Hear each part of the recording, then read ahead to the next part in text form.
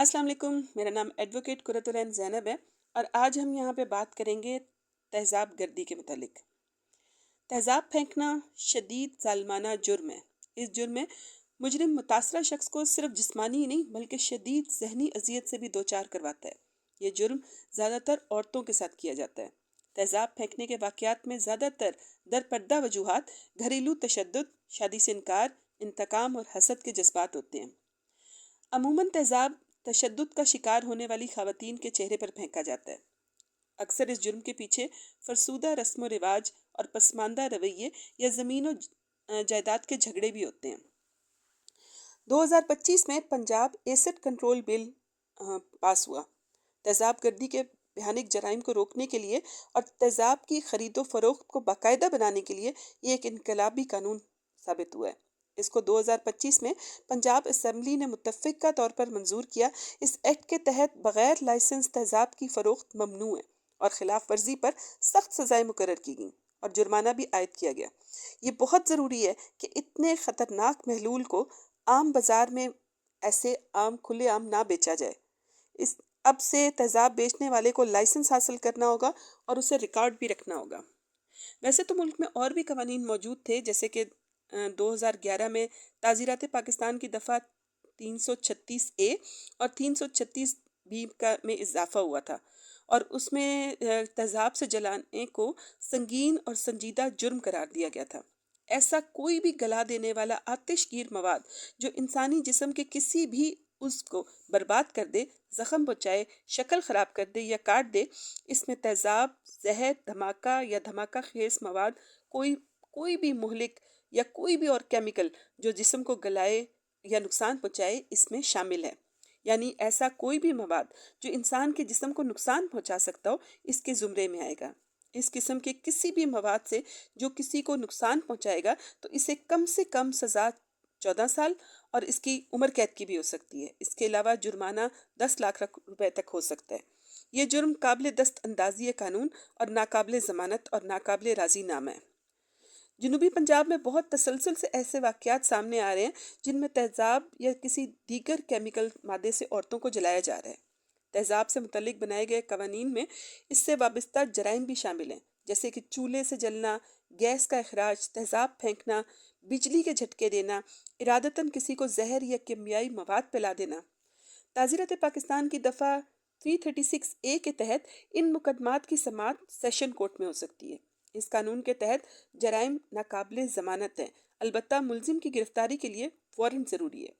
اس قانون کے تحت عمر قید اور کم سے کم 5 لاکھ روپے جرمانہ کی سزا دی جا سکتی ہے یا دونوں سزائیں اکٹھی بھی دی جا سکتی ہیں۔ خلاف ورزی کی صورت میں درآمد اور برآمد اور تیزاب کی تیاری کا لائسنس بھی منسوخ کیا جا سکتا ہے۔ اس کے علاوہ عدالت کو یہ اختیار بھی حاصل ہے کہ وہ متاثرہ کی معاونت کے لیے ملزم کی تنخواہ اور جائیداد سے رقم کی ادائیگی کا حکم دے سکتی ہے۔ قانون میں زہریلے مواد یا نقصان دہ کیمیائی مواد کی تیاری، درآمد، فروخت اور خرید کے حوالے سے تفصیلی ضابطہ کار موجود ہے۔ خلاف ورزی کی صورت میں 1 سال قید اور 1 لاکھ روپے جرمانہ یا دونوں سزائیں اکٹھی بھی دی جا سکتی ہیں۔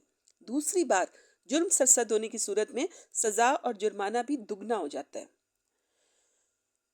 اس سلسلے میں بہت ساری ایسی چیزیں متعارف کروائی گئیں اس کے طریقہ کار متعارف کروائے گئے جس کے تحت میڈیکل افسران، مجسٹریٹ اور پولیس کے افسران کو ان کے فرائض بتائے گئے، جیسے کہ کسی بھی سرکاری ہسپتال کا میڈیکل افسر جو کہ کسی ایسے شدید زخمی کا علاج کرتا ہو جو آگ، مٹی کے تیل، تیزاب، کیمیکل یا کسی بھی اور طریقے سے جلایا گیا ہو تو وہ اس بات کا پابند ہے کہ وہ اس جرم کی رپورٹ فوری طور پر قریبی مجسٹریٹ کو کرے۔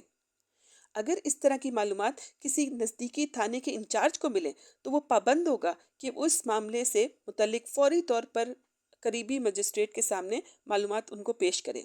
میڈیکل افسر کو فوری طور پر زخمی شخص کا بیان ریکارڈ کرنا ہوگا تاکہ یہ جانچ ہو سکے کہ حالات اور جلنے کے زخم کے اسباب کیا تھے۔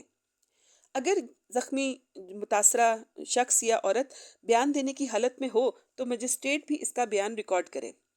بیانات کی ریکارڈنگ سے قبل میڈیکل یا پولیس افسر مجسٹریٹ کو لازماً یہ تسلی کرنی ہوگی کہ متاثرہ یعنی زخمی کسی قسم کے دھمکی یا دباؤ کے زیر اثر نہیں۔ ریکارڈ شدہ بیان کو سیشن جج اور ڈسٹرکٹ سپرنٹینڈنٹ پولیس اور تھانہ انچارج کے سامنے بھیجا جائے گا تاکہ وہ ضروری قانونی کارروائی کر سکیں۔ اگر زخمی اس حالت میں ہو کہ وہ مجسٹریٹ کے سامنے بیان نہ دے سکے تو اس کا وہ بیان جو میڈیکل افسر نے ریکارڈ کیا تھا اسے مجسٹریٹ یا عدالت کے پاس ایک بند لفافے میں بھیجا جائے گا اور اس کو وہی اہمیت حاصل ہوگی جو کہ عدالت کے سامنے دیے ہوئے بیان کو ہوتی ہے۔ اور اگر خدا نخواستہ متاثرہ مر جائے تو عدالت ایسے بیان کو مرنے والی متاثرہ کی طرف سے گواہی یعنی وصیت کے طور پر بطور شہادت لے گی۔ اگر کسی بھی عورت پر خدا نخواستہ تیزاب گرتا ہے تو اسے فوری طور پر طبی امداد کی ضرورت ہوتی ہے۔ تیزاب جتنی دیر تک جلد پر رہتا ہے گلانے کا عمل جاری رکھتا ہے، اس لیے فوری طور پر متاثرہ پر دودھ کی وافر مقدار ڈالیں اور قریبی ہسپتال لے جائیں۔ اس کے علاوہ پولیس اور ریسکیو کو اطلاع بھی کرنی بہت ضروری ہے۔ اس کے علاوہ بھی ہمارا فرض ہے کہ غیر قانونی طور پر تیزاب یا کسی بھی کیمیکل کی خرید و فروخت کی اطلاع فوری طور پر پولیس کو دیں تاکہ سب محفوظ رہ سکیں۔ جزاک اللہ خیر۔